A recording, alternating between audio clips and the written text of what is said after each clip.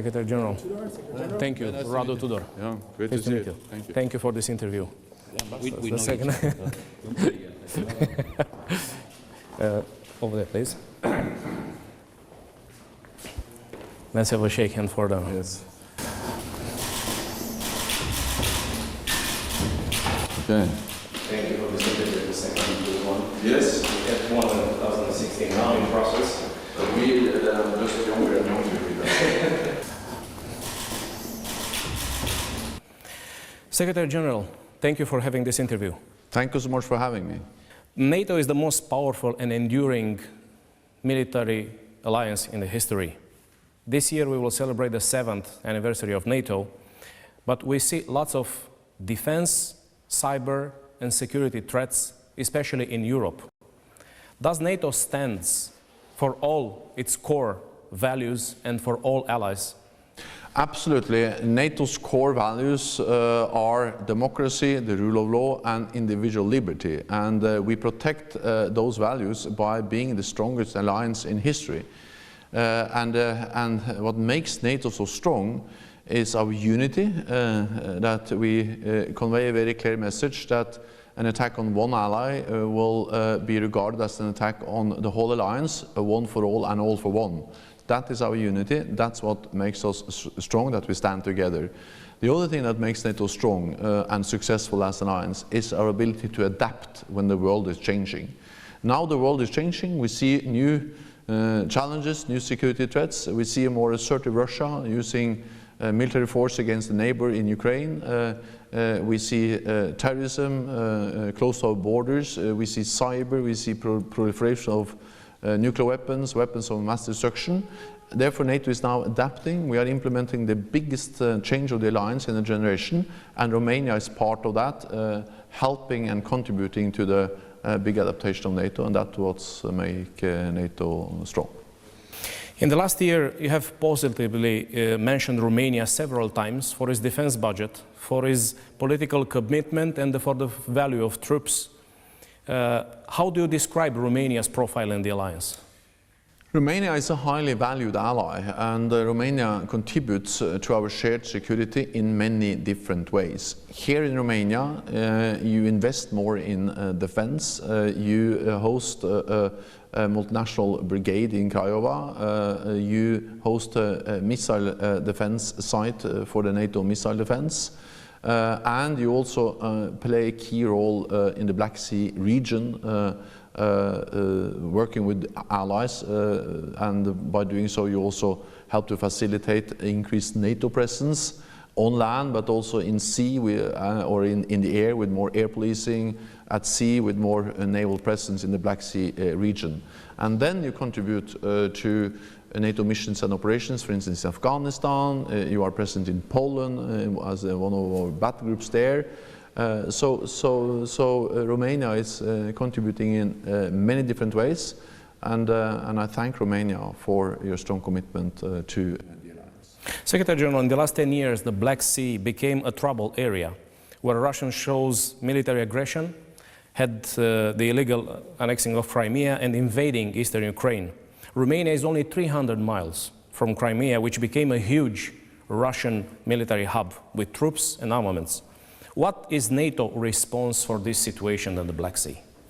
NATO has increased its presence in the Black Sea region on land, for instance with the new multinational presence in Craiova.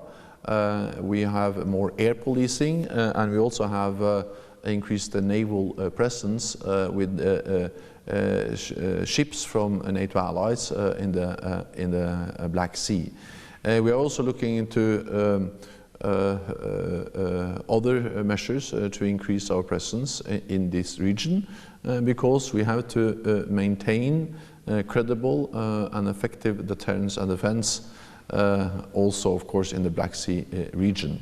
We have 3 littoral states, Romania, Bulgaria, but also Turkey, and they also of course are part of the NATO presence, or essential part of the NATO presence in the Black Sea region. At the same time, we don't want a new Cold War. We don't want a new arms race with Russia. So we have what we call a dual-track approach to Russia. We are firm, we are strong, but we also work for dialogue with Russia to try to improve the relationship with Russia and to decrease tensions. You have mentioned in the dialogue with the Romanian President Klaus Iohannis that in 2 days we will expect the United States to denounce the INF Treaty. What will be the reaction of NATO? What shall we do as NATO members, including Romania, when the United States will make this announcement? The reason why the INF Treaty now is in jeopardy and most likely will break down is new Russian missiles. That's the reason why this cornerstone arms control treaty is in the process of breaking down. Because Russia has for some years now developed and deployed new intermediate range missiles in Europe. These missiles are hard to detect, mobile, have very short warning time, are nuclear capable, can reach European cities, and by doing so they also reduce the threshold for any potential use of nuclear weapons in an armed conflict. So this is really serious, the fact that Russia now for some years have violated the treaty. The United States, supported by US allies, gave Russia a chance to come back into compliance within 60 days. They did so at the NATO Foreign Ministerial meeting in December. This 60-day period will end in 2 days, and then the withdrawal process will start. We continue to call on Russia to come back into compliance, but at the same time we have started to prepare for a world without the INF Treaty, a world with more Russian intermediate range missiles in Europe. We have to make sure that NATO maintains credible deterrence and defense also in a world without the INF Treaty, and we will look into new initiatives for arms control, because we don't want a new arms race. That will not serve the interests of none of us. Secretary General, the 7th anniversary came with different messages from Washington. You are convinced after 3 trips in the United States and many discussions with the American leaders that the United States is fully committed to all the articles of the Washington Treaty, especially the Article 5? Yes, because that has been stated clearly from President Trump, from his administration again and again. He stated that clearly just a few days ago, and also, for instance, at the NATO summit in Brussels in July last year. It was a clear message from President Trump, for instance, at the press conference at the end of the summit, that he, the President of the United States, remain committed to NATO. At the same time, the United States call on European allies to provide fair burden sharing, to invest more in defense. And I agree, but not only I, all NATO allies agree that we need fair burden sharing in the alliance. We cannot continue to have the United States carrying such a big part of the burden when it comes to defense spending. The good news is that European allies are investing more. Based on the plans we have received from the different allies, we expect European allies and Canada to add 100 billion extra US dollars for defense spending from 2016 to 2020. So we are moving in the right direction, and the US is very much aware of that. What is your message for the Romanian people?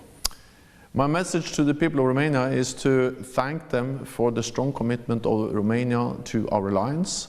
That makes Romania safer, it makes all of us safer, because as long as we stand together, protect each other, we are safe, and a strong NATO is the best way to prevent a conflict.